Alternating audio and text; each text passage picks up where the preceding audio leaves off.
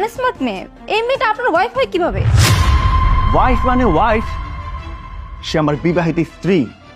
আর আমার স্ত্রীকে তুই কাজের বউ বলেছিস। কংগ্রেল, তোকে আমি সহজে ছেড়ে দিচ্ছি না। এত সাহস তোকে কে দিয়েছে? আরে অকৃতজ্ঞ, শোন, বিয়ের পরে এই প্রথম আমার ওয়াইফ শুধু তোর জন্য আমার কাছে একটা হেল্প চাইছে, অনলি একটা হেল্প। সেটা কি জানিস? আমার জন্য স্যার? এসব আপনি কি বলছেন? হ্যাঁ, তোর জন্য।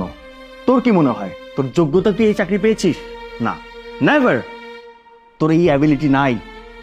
তোর ফাইলগুলো যখন নিয়ে আমার বাড়িতে এসেছিলাম, সবগুলো ফাইলের মধ্যে তোর ছবিটা দেখে আমার ওয়াইফ বলেছিল চাকরিটাকে দাও।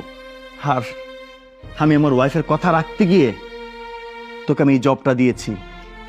তুই তুই যে কোয়ালিফিকেশন, তো একটা পিওনের জব করার